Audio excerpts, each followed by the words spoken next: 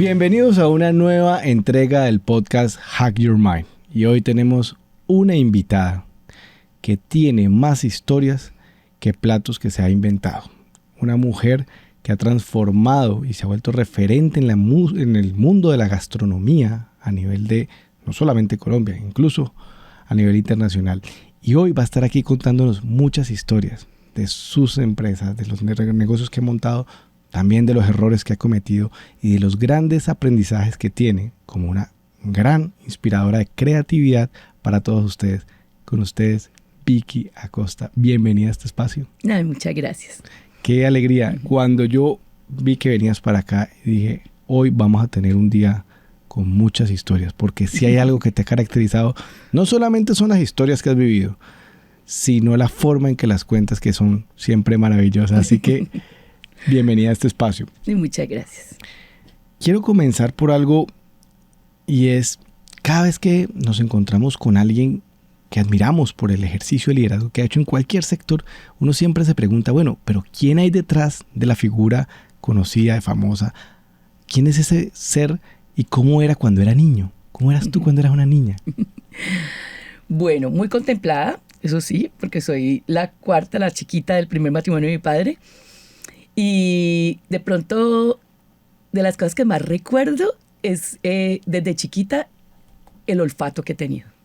Ese, digamos, es algo que recuerdo muchísimo, porque en la parte de atrás de la casa que nosotros estábamos en Prados del Norte, empezó el molino. Entonces la panadería del molino, todas las latas las ponían en la parte de atrás de la casa para poder que se enfriara todo lo que iban sacando del horno. Y entonces, desde mi casa olía, y yo, por ejemplo, llegaba y, ay, mami, ya están las orejas. Y salía y llegaba con las orejas calientes. Mami, ya están los croissants. Entonces salía, y yo bien tragona y bien golosa. Entonces imagínate, esto era que ella quedaba aterrada y decía, esta nariz tuya. Y yo cualquier cosa ha sido, desde ese momento me di cuenta, pero yo no pensaba pues dedicarme a esto en ese momento, ni siquiera a los 20, a los 24 años fue que decidí yo ya comenzar con este mundo, pero eso me acuerdo de chiquita. Y también muchas cosas con respecto a este gusto por comer bien, porque mi mamá es una excelente cocinera, entonces eso siempre yo verla cocinar y tanto tiempo en esa cocina, entonces para mí pues también tengo recuerdos muy bellos y también podría decir que he visto como todas las emociones en la cocina, porque por ejemplo mi mamá se separó y cuando se separa mi padre empezó a hacer tamales para podernos mantener y poder estar pues con 4 hijos, imagínate. Entonces me acuerdo mucho de ella llorando, tratando de empacar en esos tamales esa agua, y entonces esas cosas, digamos, me han marcado, porque para mí ha sido como agua para chocolate, que esta parte, el comienzo que habla de las cebollas, que empieza en el nacimiento, es porque estaban cortando cebolla y que parecía como si fuera ese río de cebollas, y ahí mismo me llega el olor de ese momento los viernes, donde mi mamá hacía toda cantidad de cebolla y nosotros bien lindas terminábamos con ese pelo organizado y salíamos y ¿a qué huele? ¿Quién huele a cebolla? Entonces, son cosas que me marcaron mucho, sí. Desde ese entonces quedaste con trauma con la cebolla, pero también tengo entendido. No, lo uso mucho, pero... Lo usas porque además eres... Pero el olor siempre me recuerda a eso. Ese momento. Pero tengo entendido que desde muy niña te pusiste a explorar en la cocina. Te vieron haciendo desde los 4 años gelatina, pero además eras famosa dentro de las amigas de tu madre por preparar unos deliciosos alfajores. ¿Eso era cierto? ¡Ay! ¿Qué tal? Sí, total. Los alfajores, yo chiquita fui muy buena en la cocina como hasta los 12 años. A los 12 años realmente ya me puse la primera minifalda y empecé como a desordenarme un poquito, ya como que era más como de gocetas de la comida, pero con mi mamá y todo el rollo. Ya me fui a vivir a Bogotá a los 17 años y volví otra vez a retomar la cocina. Yo creo que fue cuando abrí mi primer restaurante que comencé, pero entonces ahí contratábamos los chefs. Realmente como cocinera y como ya dedicarme a dirigir una cocina fue con platillos voladores, imagínate, apenas hace 19 años. Antes manejaba el servicio. Sí. Pero además hay algo que mucha gente no sabe de ti. Y ¿qué? Es que no siempre fue el tema de la cocina. Tú eras fonoaudióloga, tú estudiaste fonoaudiología. Soy fonoaudióloga, sí, del Colegio Mayor de Nuestra Señora del Rosario, afiliado a la Escuela Colombiana de Rehabilitación. De ahí salí yo, imagínate. Pero para poderme mantener, Mi mamá me dijo, yo le dije, mami, me voy para Bogotá a estudiar. Y me dijo, pero ¿cómo si nosotros no podemos? Todos mis hermanos habían estudiado acá. Le dije yo, no, mami, pero yo sí puedo. Yo puedo ir y yo trabajo y puedo. Y me fui para allá y empecé a trabajar en restaurantes. Trabajé 2 años en Andrés Carne de Res y 2 años en el patio y así me mantuve todo el tiempo en Bogotá. Entonces ahí me salió mi segunda carrera. Pero imagínate que ahorita que hablaste de la gelatina, para poder de pronto también contar también las cosas como son de chistosas, pues imagínate que mi mamá me dijo, yo me acerqué a mi mamá y le dije, mami, ¿cómo se hace una gelatina? Y me dijo, vaya y ponga una taza de agua a hervir. Yo de 4 años, literalmente, vajilla de plástico, 1974, pongo la taza encima del fuego, abro y ya entra mi mamá y está oliendo a quemado, está oliendo a quemado. Claro, cuando llegó allá, mi mamá tan divina no me regañó, sino con todo el amor del mundo quitó esa de allí y dijo, ven que la vamos a hacer juntos. Y empezó a enseñarme a hacer una gelatina y que ya tenía que pasar, era el agua. Entonces mi mamá me dice, es que yo después de ese momento, yo te veo ahorita y no lo puedo creer. Pero además, tu madre ha sido muy importante en tu vida. Todavía sigue además cocinando. Es famosa por sus tamales. Vende tamales los sábados. No hemos podido dejarla que deje de vender tamales. Pero ya por lo menos aprendió que tiene que picar la cebolla en el patio de atrás al aire libre. Entonces tiene una casa que tiene ese aire libre y después la congela para poder que no quede ese olor tan fuerte.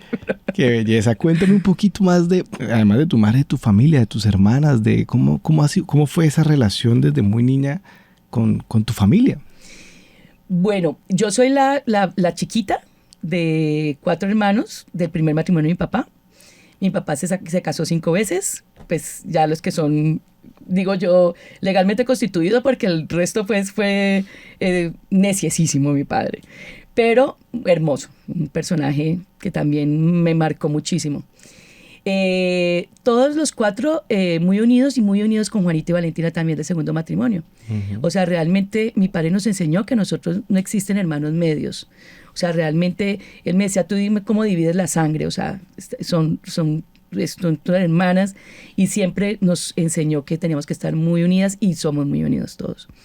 Nuestro hermano mayor murió, pero Álvaro José, pero siempre estuvimos con una infancia hermosísima.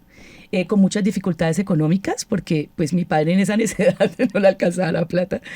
Y siempre decía, el lunes entregó plata y no le alcanzaba. O sea, era una cosa que realmente sí siempre nos trató de ayudar, pero pues era difícil. Entonces mi mamá con mucha dificultad pudo lograr, por ejemplo, para mí una beca en el Liceo Benalcázar. Fui becada durante todo el bachillerato y después mi madrina, cuando yo nací, me dio una plata que dejó en una de esas cédulas de capitalización y yo con eso pude pagar, podía pagar los primeros 3 semestres de fonoaudiología. Entonces yo por eso sabía que sí me podía ir para Bogotá. Entonces resulta que yo dije, yo me voy a jugar, más bien voy a ganar beca ya, y terminó toda mi carrera con la misma plata que me dio mi suegra. Me dice mi suegra, mi madrina. Y entonces mi madrina Inesita González, ya 18 años, ya se pudo la cédula pues poner y ahí comencé. Y empecé mi primer semestre, a la vez también trabajando. Yo llegaba tarde, los fines de semana también trabajaba y igualmente logré una beca. Y lograba en cada uno de los semestres ganaba media beca. Y con eso entonces pude que me diera para todo. Y trabajaba con restaurantes como mesera y ahí me pude mantener. Y en el colegio llevábamos 2 tortas. 2 tortas de chocolate en el Liceo Benalcázar. Y esas 2 tortas de chocolate eran tan famosas que cuando nosotros llegábamos, mi hermana y yo con las tortas, llegábamos y ya estaba vendida antes de que llegáramos al salón. Era que ya habían, me guardas una. Y entonces uno iba anotando a quién. Y cuando me dejaba el bus, con eso pagaba el taxi. Además tengo entendido que esas tortas pero todavía... con un pedazo de torta, ¿no? No claro. Con la plata que me quedaba. Y tengo entendido que todavía te reclaman esas tortas. Las recuerdan con un especial cariño tus compañeras. Total, no, todo el colegio. El colegio completo y además como estaba la otra generación también de mi hermana, las tortas eran famosísimas. Sí, no la tengo en el restaurante. Bueno, y yo te quiero hacer 2 preguntas. Primero, ¿por qué fonoaudiología? Porque no la había en Cali en ese momento y yo me quería ir. Eso era lo único que yo quería. Yo me quería ir a vivir sola a los 17 años, me fui y realmente la razón fue esa. Mi papá me había dicho que me iba a llevar a París y que nos íbamos a ir juntos. Y no, yo emocionada y se le cayó ese viaje y finalmente no se fue. Y entonces me tocó inventarme otro cuento para poderme ir para Bogotá. Pero cuando estudio fonoaudiología caigo en cuenta de algo muy interesante, porque no es que me haya ido a estudiar algo que no, yo tenía y siempre he tenido mucha intriga con respecto al lenguaje. El lenguaje hablado, el lenguaje escrito, el lenguaje, me encanta. Y yo quería entenderlo, y lo entendí y me gustó mucho, pero también el aprendizaje. Y en el aprendizaje, cuando lo estudié, me di cuenta que uno puede estudiar la carrera que uno quiera en la vida, pero simplemente sí, habla, estúdiala, porque todas las conexiones se logran para que tú después hagas lo que quieras en la vida. Y tienes que seguir estudiando toda la vida. Porque no es que yo ya estudié y entonces yo ya no estudio más. No, tienes que seguir. Y después haces un diplomado en esto y después te vas y haces otro estudio en esto. Y toda la vida. Yo veo a mi mamá tiene 83 años y ella estudia todavía. Es más, hace unos años se fue a París, que es que ya por eso es que digo que es que hay algo que no tiene que ver ahorita, es muy importante, nosotros con Francia. Porque mi mamá amaba ese país sin haber ido nunca, imagínate. Y cuando se jubila, decide irse para allá y quería estudiar en la Sorbona. Y no la dejaron estudiar que por la edad. Entonces le tocó hacer unos cursos. Y ella lo que quería era un diplomado en yo no sé qué de historia y todo el rollo, y finalmente no pudo. Y finalmente, tú, si sigues estudiando, sigues como si fuera como unos aeróbicos cerebrales que te permiten que siempre estés actualizado, que hagas mucho, pero realmente no importa lo que estudies, no importa lo que estudies. ¿Cuánto tiempo estuviste en Bogotá y cuándo decides devolverte a Cali? Me quedo en Bogotá 7 años y empiezo a trabajar en un taller que se llamaba Vuelta Canela. Abrí el programa de fonoaudiología y además era muy divertido porque yo lo que hacía era que los niños jugaran. Entonces, hice un departamento que era súper interactivo y cuando yo les dije a ellos que me venía a Cali a abrir un restaurante, ya no las podían creer. Dice, pero ¿por qué te vas? Y yo me vine porque me vine huyendo del amor. Entonces me vine huyendo del amor. He tenido un novio muy necio que tuve, que quise mucho, pero escritor, que así era de esas toxicidades así dramáticas, y finalmente dije, yo me voy de la ciudad, no puedo más, este mismo aire no lo quiero respirar, si no, no va a terminar nunca, y me vine para Cali y empecé a abrir mi primer restaurante como al año que llegué. ¿Cuántos años tenías en ese momento? En ese momento tenía 23 años. ¿Cuál fue el primer restaurante? El primer fue el restaurante Granada, que después nos volvimos Granada Faro. Uh-huh. Y fue el primero como de esa parte del barrio, porque al otro lado de la Sexta sí había, pero en esa parte fue el primero y como de ese estilo, ¿no? Y además que fue muy lindo porque imagínate que cuando abrimos ese restaurante, todo el mundo empezó a cambiar sus casas. Entonces nosotros pintábamos y los vecinos, que todos eran muy mayores, me decían, vecina, no pinte más eso, que mire cómo se ve mi casa. Y yo, pues si quiere venga, también le pintamos la casa. Entonces nos íbamos para el lado y le pintábamos la casa con lo que nos quedaba de pintura, y empezó cada uno allí en esa cuadra a cambiar cada uno la casa y empezó como a renacer ese barrio. Eso fue muy lindo, primer año 94. Qué espectáculo, pero además porque pues, yo sabía que habías impulsado de alguna manera que ese barrio se convirtiera en un barrio gastronómico. Después de Granada Faro venían varios restaurantes. Algunos de ellos también fuiste socia. Claro, sí, ahí tuve, es más, Platillos Voladores comenzó en Granada. Sí. Hasta el momento que empezaban a arreglar los andenes. Pero nosotros tuvimos, o sea, yo tuve 5, con Platillos Voladores el quinto, uh-huh, ahí en el barrio. Tengo entendido que fue un momento en donde se iba a hacer una remodelación en la villa, en donde se cerró y tuviste que irte allí. Y reconoces que uno de tus grandes amores fue el barrio Granada. Uy, sí. ¿Cómo fue esa salida ahí? Me dio muy duro salir de allá. Mira, yo me fui para una reunión donde nos habló la gobernación, la alcaldía, y dijeron, esto se va a volver un sitio turístico, entonces es una zona turística, por lo tanto vamos a invertir en él, entonces vamos a hacer andenes. Y yo lo único que pensaba, como siempre me pasa en la vida, cuando algo dices, Dios mío, esto se va a demorar años. Por lo tanto, conozco lo que ocurre, pues, que vaina, pero pues es una realidad.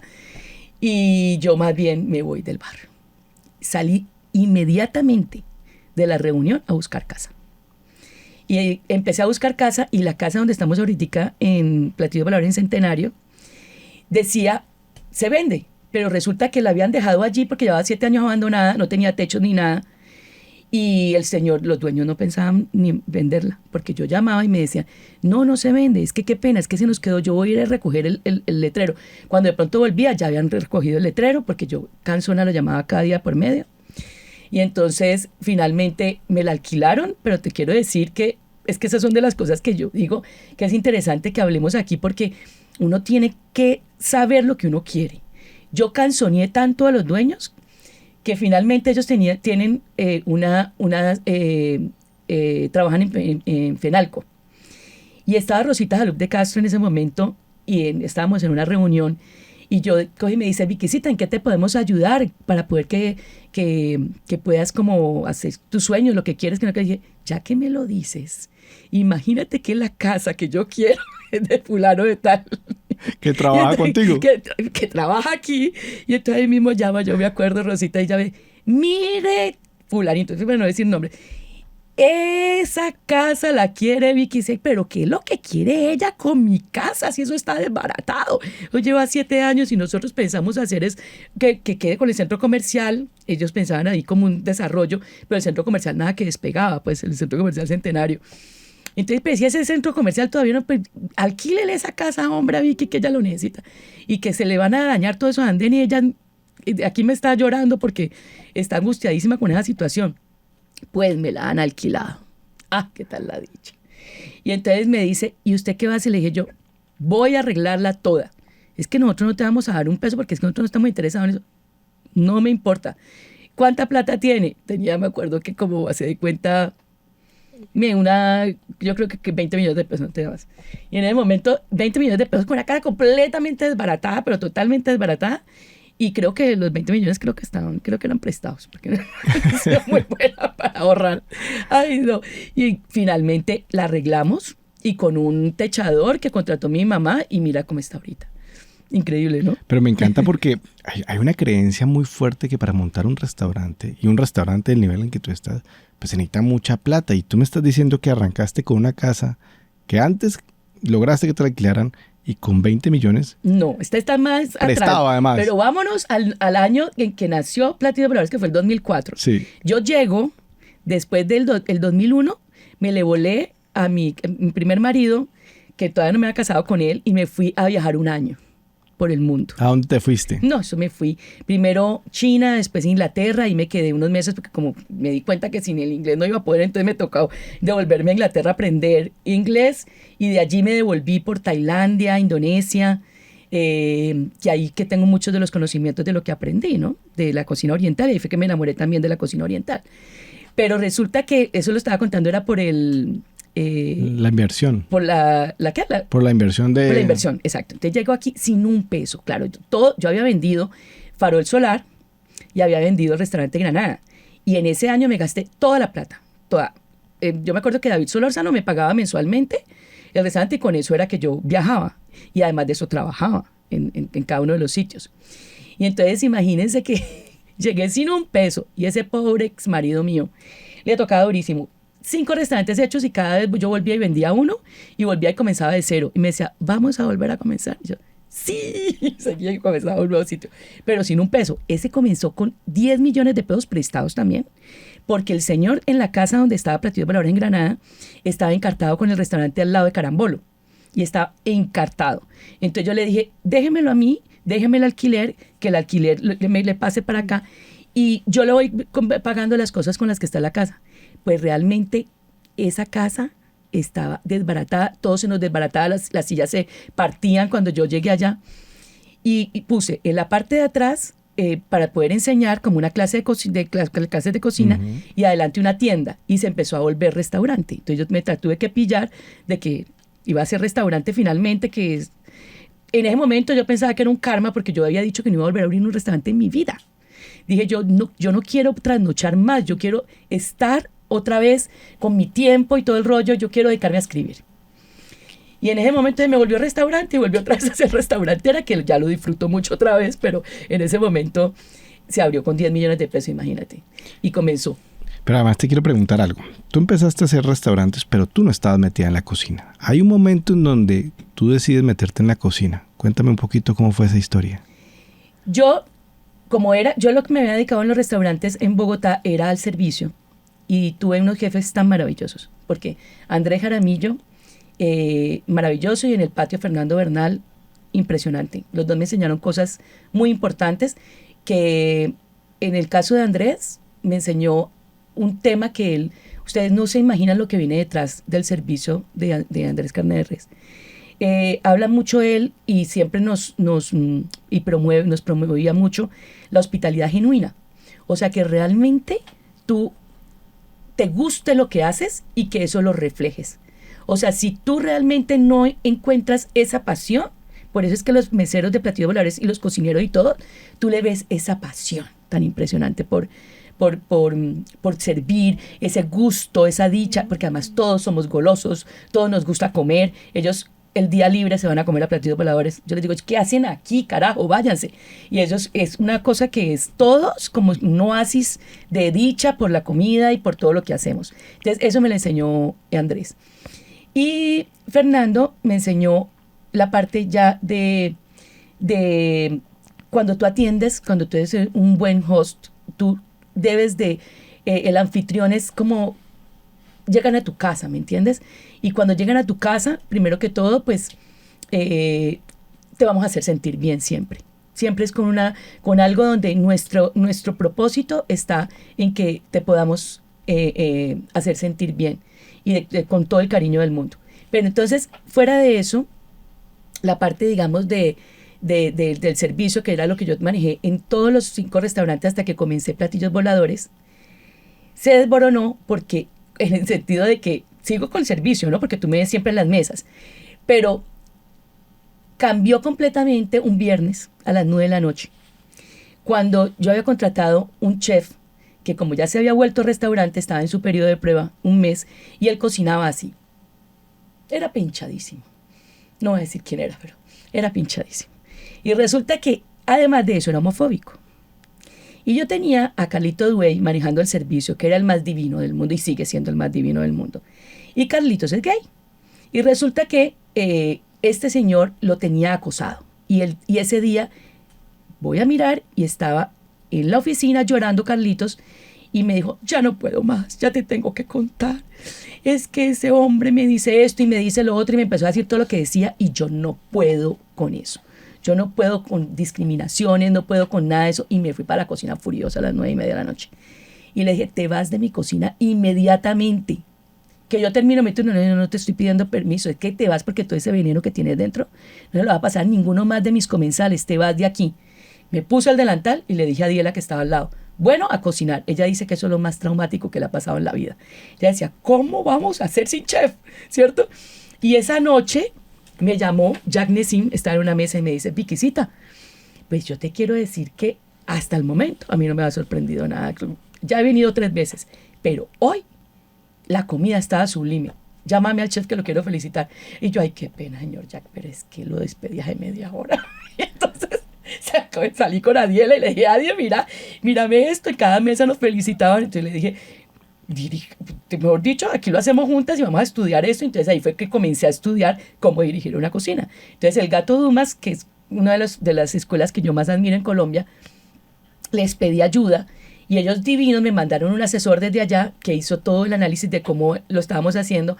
Y él al final se cogía la cabeza y él decía, ¿cómo ustedes han logrado todo lo que han logrado con esta forma si eso no funciona así? Y yo no sabía que era una línea, yo no sabía cómo era que se tenían que sacar los platos, sino que nosotros además cuando entraba uno nuevo le poníamos, eran todas las recetas así y cada persona hacía una receta. Eso para poderlo unir es una locura. Tú tienes que tener una línea donde comienza asados, después se meten salsas, después se emplata todo el rollo y ahí es que empecé a aprender. ¿Qué lección te dejó a ti ese momento de vida, ese momento de liderazgo donde tú dices, no importa que sea viernes, no importa que esté el restaurante lleno, hay cosas que no se negocian? Y tomaste una decisión muy valiente. Sí. Mira, solamente a mí me ha pasado, donde yo te digo que todas las personas que van a comer al restaurante son los reyes. Allá nosotros tratamos en lo posible. Lo único que a mí me ha descompuesto una vez en la vida, que lo manejamos de todos modos muy bien, es alguien que tuvo un comportamiento muy tenaz con un líder que yo tenía de raza negra. Y yo dije, no puedo con esto. Y yo lo que hice fue, le cambié mesero, pero a la vez quedan como esas personas que le tengo que decir algo, ¿me entiendes? Porque es que no está bien. O sea, yo realmente no puedo con la discriminación, no puedo con cosas que además, y en todo tipo, también a nivel, digamos, sexual, a nivel de raza, a nivel de todo eso, definitivamente en Platillos Voladores tú vas a encontrar además la belleza de que no solamente somos todos los que trabajamos en toda esta diversidad, sino también en las mesas. Yo, por ejemplo, mi hermana me pelea todos los días de la vida, porque mi hermana es la financiera y ella quiere poner los precios que realmente cuestan lo que nosotros hacemos. Pero yo digo que no, porque yo quiero un sitio que sea incluyente, que sea que realmente aspiracional, que pueda ir todo el mundo, y van a decir muchos, pero es que Platillos Voladores es costosísimo. Vayan, miren lo que realmente cuesta un plato. ¿Cuánto todo tendría que vender ese pescado? Es que no se imaginan de dónde viene. Nosotros aseguramos ese pescado con un pescador que llega todos los días con ese pescado en hielo, cuánto cuesta mantenerlo en ese hielo, cuánto cuesta, además de eso, cada uno de los ingredientes que son, además, a mí no me importa pagar lo máximo porque sea calidad y pagarle bien al campesino que me lo trae y todo el rollo. Entonces, tratamos de hacerlo más justo, pero si lo pusiéramos al precio que es, realmente me saldría de que pudiera estar. No es un sitio de moda, no es un sitio que tú vayas, sino que que la próxima vez que vayas vas a ver, mírate alrededor y vas a ver, está el turista, está la persona que va a ir una vez al año de pronto porque se graduó, el otro que llega porque es aspiracional, eso me gusta y quiero que siga siendo así también. Has sido una líder importante en el tema de volver a recuperar lo propio, lo que somos, la producción local, volver a la galería a comprar allí. Cuéntanos un poquito la inspiración de todo eso, ¿de dónde nace? Pues mira, 15 años de mi vida me levanté a las 4 de la mañana en mi único carro que tenía, que era el de transporte de alimentos, porque yo tenía un marido el más generoso y el más divino del mundo, pero yo siempre he querido estar yo misma manejando mis finanzas y mis cosas. Entonces él me decía, pero es que te regalo un carro. Le decía, no, yo con este tengo, y con el carro de transporte de alimentos era con el único que yo me movía. Yo decía, ¿para qué voy a tener dos si yo tengo que ir a comprar las cosas? Entonces me levantaba, hacía mercado, primero en Cabaza. Llegaba a Cabaza a primera hora para poder... No primera hora, porque realmente tú consigues hasta cosas mejores entre la 1 y las 3 de la mañana. Lo que pasa es que normalmente iba llegando yo como a esa hora de la universidad, de la rumberita, y de eso yo feliz. Llegaba a veces a la hora y decía, ya a las 4 me tengo que ir a hacer el mercado. Y me iba y me montaba en el carro, así tuviera guayabito, lo que fuera, y me montaba en el carro, hacía las compras, después me iba al Porvenir, después llegaba a la Alameda, dejaba el mercado y después me iba a bañar para irme al mediodía al turno, en la tarde es oficina y en la noche turnos, hasta que empezaban a llegar todos los amigos de eso a las 11 de la noche y se cerraba para la 1 de la mañana. Ya si quiero 10 de la noche, ya digo ahí ya. Pero ese era, digamos, un día mío, y después se me complicó un poquito cuando abrí Ciudad Jardín. Que yo tuve Ciudad Jardín antes de ahorita, tuve otro negocio ahí que también era Platillos Voladores, que lo cerramos después. Pero ahí, digamos, la parte del mercado es clave, porque nosotros en Platillos Voladores tenemos unas cosas que nos llegan y otras que se tienen que escoger cada día. Por ejemplo, si tú no vas todos los días y escoges el aguacate, tú tienes unos que se están madurando y otros que tienes que ir, los tienes que ver. El plátano también. Ese otro que llega, el guayabo no, pero el plátano de hacer los chips tiene que ser del día. Al otro día ya es pintón. O sea, tú tienes que llegar con el plátano que es del día. Entonces, esas cosas todos los días tenemos dos personas que, Super Duber le llama a uno, que es Duber Barrera, que mejor dicho, y el hermano Boris es el que hace las compras de Ciudad Jardín. Y ellos también desde muy temprano en la mañana ya son los que hacen las compras, porque ya pues me ocupé de otras cosas, pero importantísimo hacer las compras uno mismo. Has rescatado en este proceso un poco también elementos de la cultura gastronómica del Pacífico, de volver al tema de lo propio. Y eso ha sido muy bonito, incluso no solamente desde la práctica de la compra, sino también tengo entendido que ayudaste a recuperar un libro que es Fogón de Leño. Fogón de Negros. Fogón de Negros, perdóname. Cuéntame un poquito la historia que hay detrás de ese deseo de recuperar también esos elementos propios de nuestra cultura. Bueno, mira, la verdad, el comienzo de yo pensar en investigar sobre la cocina del Pacífico comenzó cuando mi papá los fines de semana nos decía vamos a comer a unos restauranticos que estaban en la Roosevelt, donde inclusive Maura de Caldas tenía uno ahí, y entonces él nos llevaba a comer cazuelas.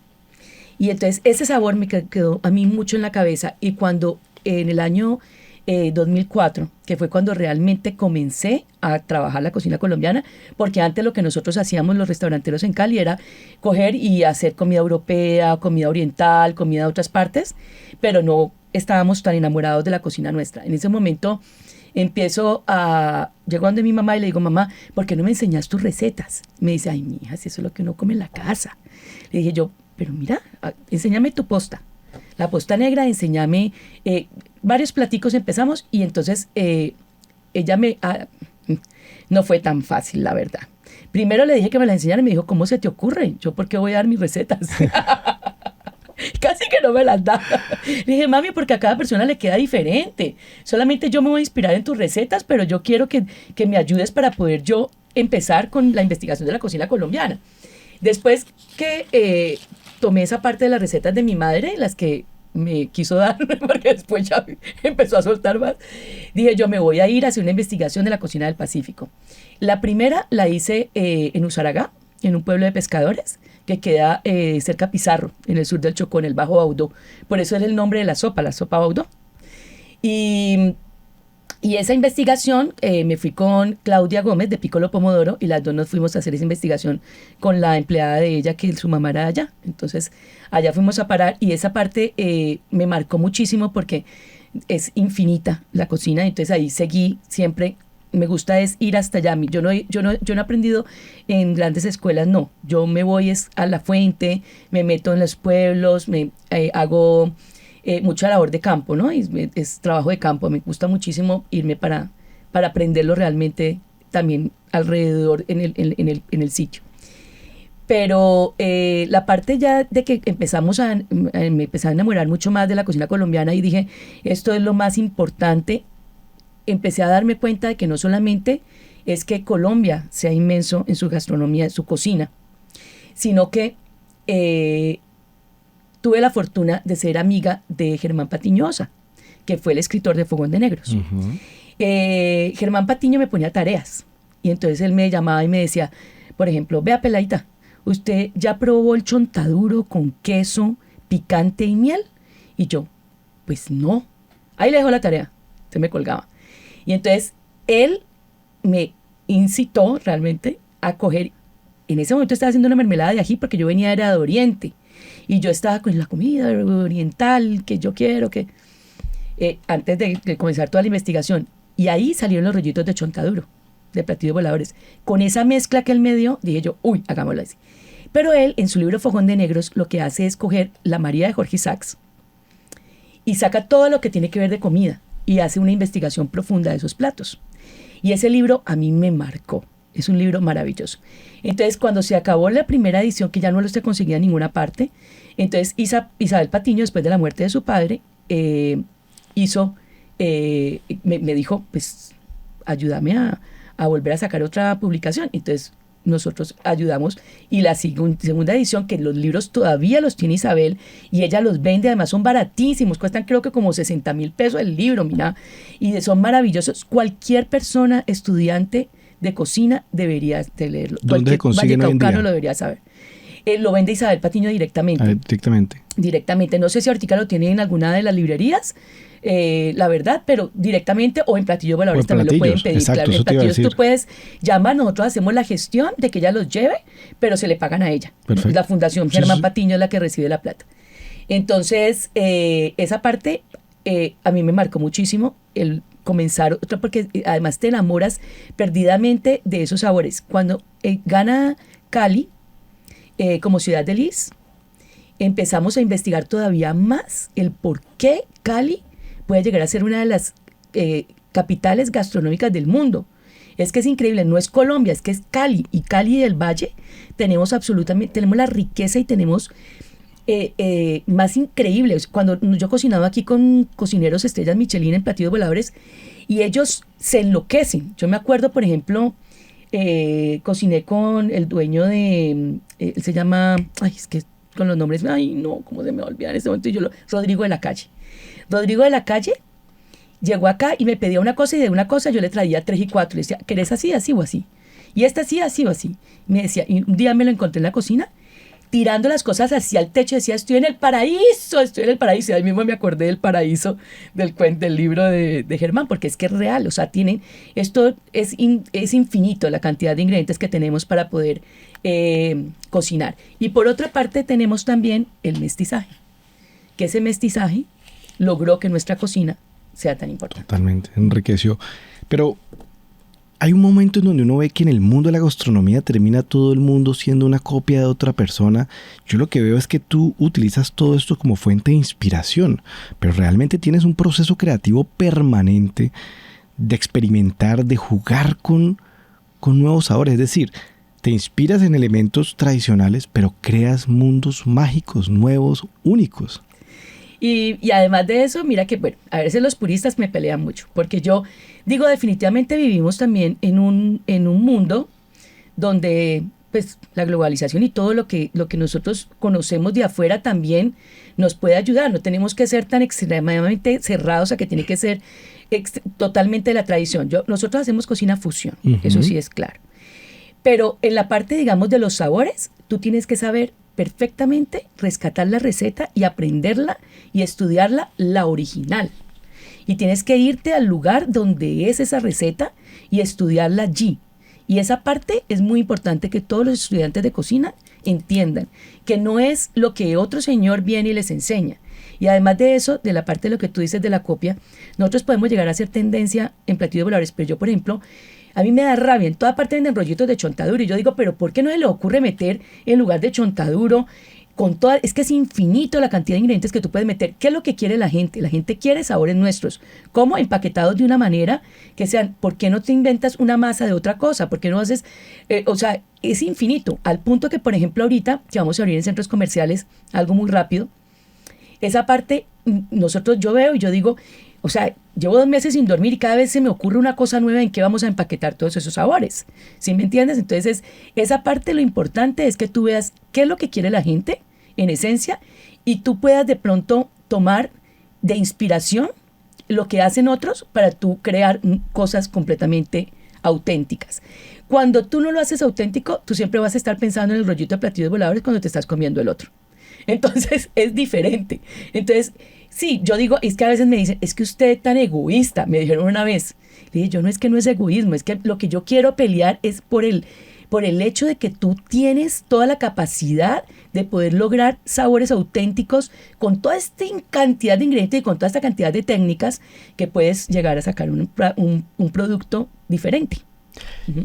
¿Y cómo es un proceso de experimentación de Vicky? ¿Dónde experimenta? ¿Cómo experimenta? ¿Qué experimentos te han salido bien? ¿Qué otros te han salido desastrosos? Eso es una cosa de locos, eso es todo el día. Mira, ahorita que estoy además abriendo este sitio nuevo, es una locura. Además que yo me tengo que levantar a veces a mitad de noche, hacer experimentos con cosas o algo que se me ocurrió en ese momento. Y la verdad, comienza primero, por ejemplo, a ver, te voy a dar un ejemplo. Ahora queremos meter un poquito, ya la parte del Pacífico lo amo porque va a ser siempre nuestro columna, pero realmente quiero experimentar el otro mar. Entonces, por ejemplo, ahorita voy a ir a los 90 de una comensal amiga muy bella que tiene 14 hermanos, entonces voy para Sahagún, al lado de Montería. Uh-huh. Y me voy a quedar desde antes de que comience esas fiestas para yo poder estar en todos los platos que van a hacer durante cada noche.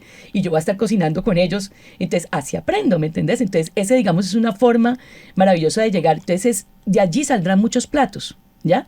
Pero con lo que tú tienes es con lo que tú vivas. La experiencia de irte al lugar de origen de esa receta. Después de eso, comienzas a investigar. Por ejemplo, si tú ves el sofrito que yo aprendí en Usaragá, que lo tengo escrito y es divino, además porque yo soy como soy Liceo en Alcázar, Atención y Ritmo, entonces con diferentes marcadores y todo el rollo, y mis cuadernitos son así.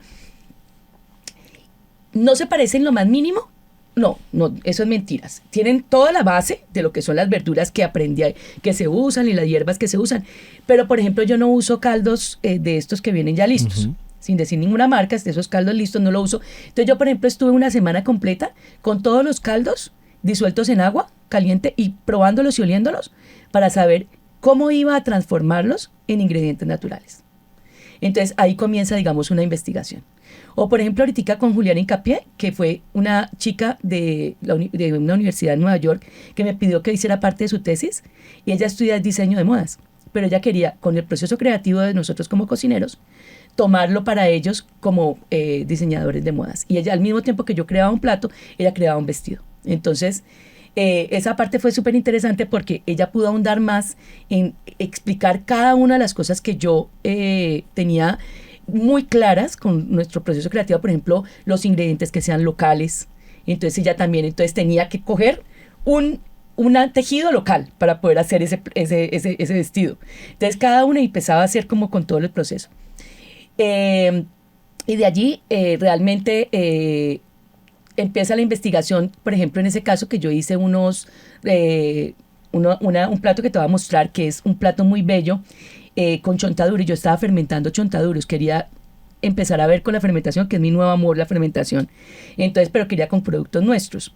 Entonces, eso empezaba yo a hacer como si fuera una bruja, ponía una cosa así redonda que yo tengo que se mueve, y cada uno, entonces el uno estaba tratando de fermentar. Con un amigo mío, Jainer Grisales, éramos todo el tiempo. Él me decía, ¿por qué no lo haces con suero de leche? Entonces yo, con suero de leche fermentemos. No, ahora hacelo con más bien con el encurtido chocuano y con tal cosa. Entonces empezábamos a encurtir, a fermentar, a hacer cómo podíamos hacer cada uno de los chontaduros. Finalmente resultó el del encurtido chocuano el mejor, y salió un plato lindísimo. Y ese plato lindísimo es, lo tengo además con cada uno de los ingredientes que me enseñó Germán Patiño, que tenían que estar en esa mezcla que es tan maravillosa del chontaduro con el picante, con el dulce y con el queso. Entonces sale este plato que si después lo puedes poner, mira qué lindo. Claro. Entonces cada una de esas cosas están esos sabores allí, y ella tenía que crear ese vestido también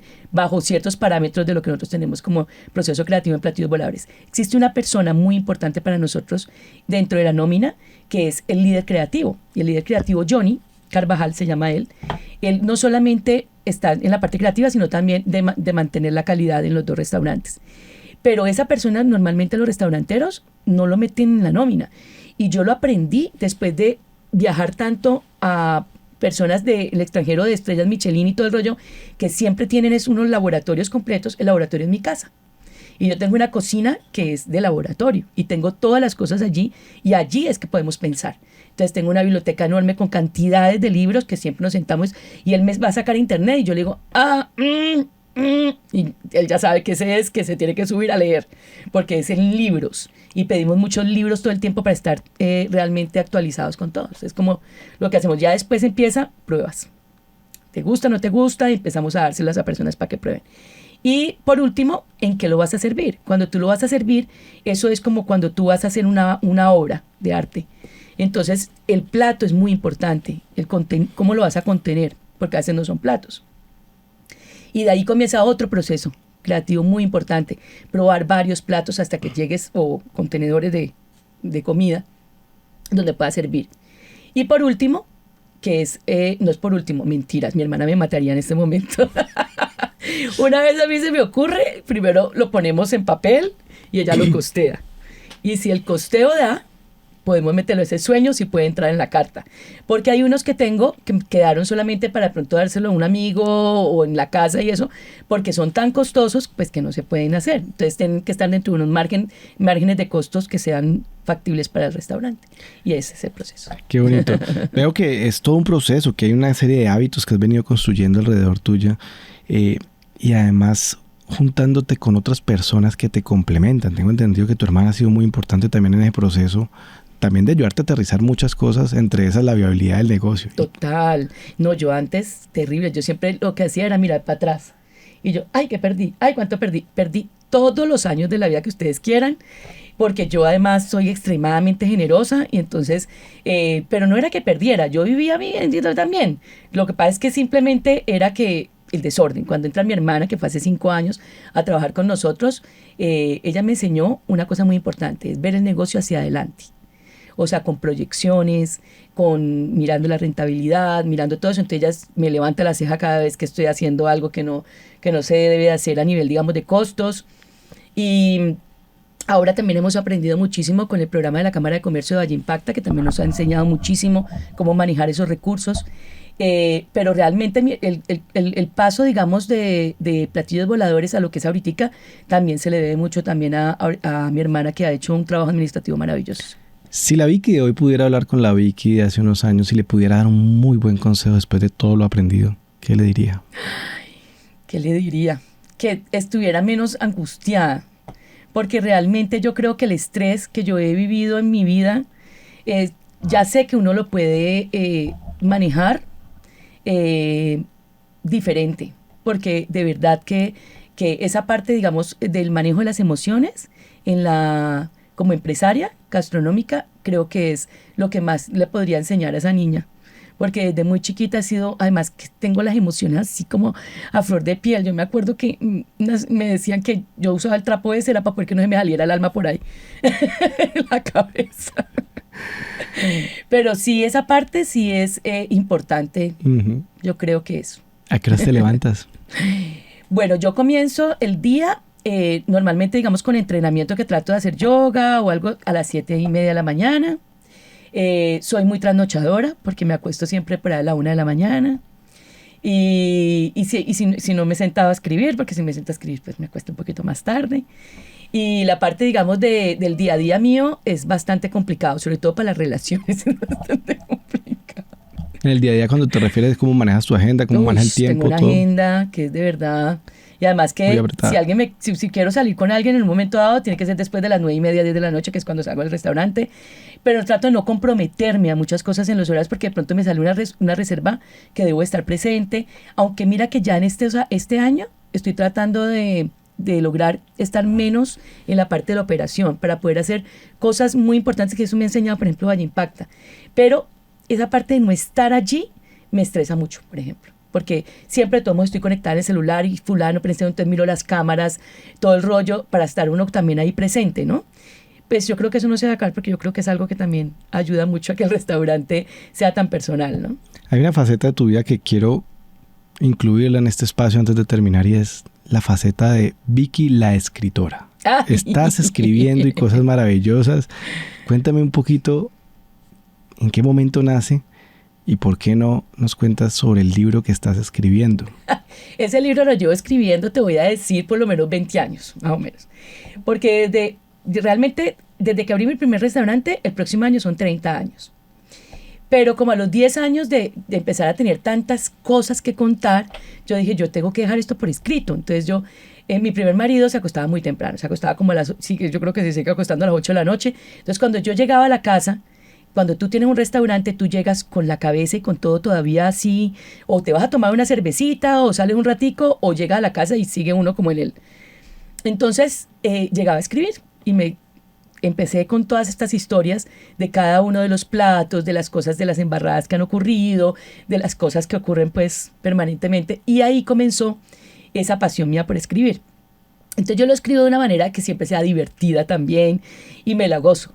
Entonces esa parte, tengo un libro en el computador, tengo 3 libros, la verdad. Tengo uno de comida saludable, uno de embarradas y todo, que vienen cada uno con un plato.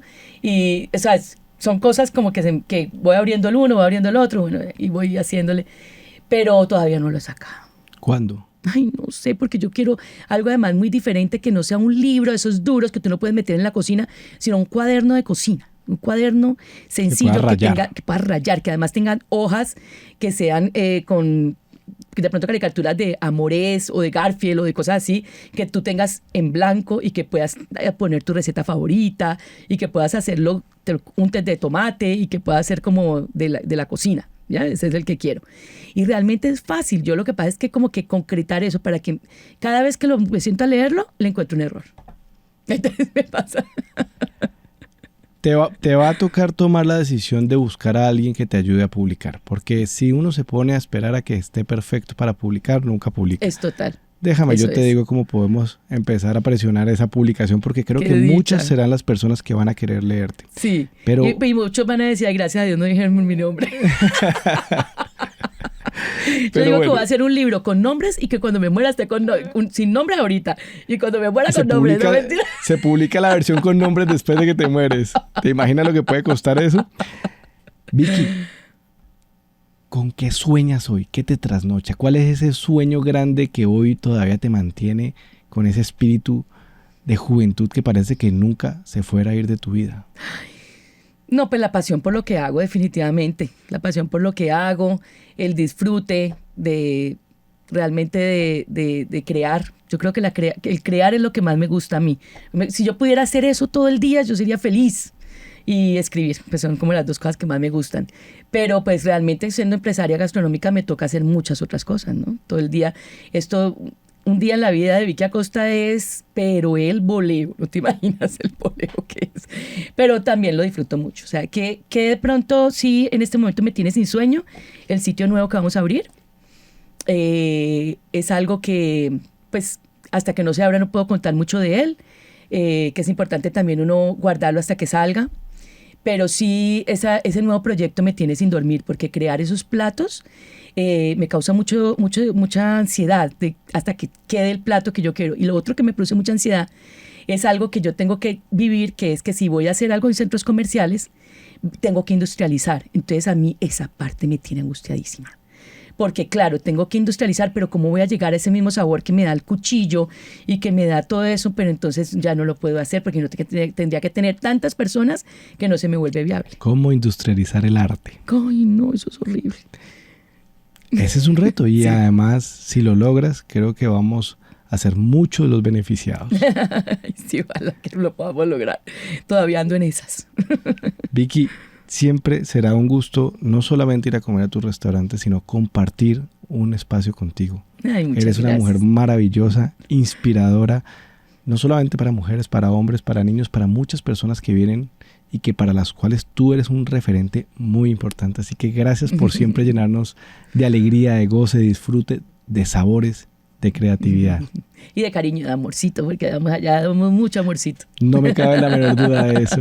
Un abrazo de verdad grande. Ay, gracias. Y a todos ustedes, de verdad, la invitación es a mantenerse así, jóvenes, creativos, innovadores, exploradores, permitiéndose el disfrute de todas las posibilidades, todos los sabores que la vida nos ofrece. Gracias. A ti.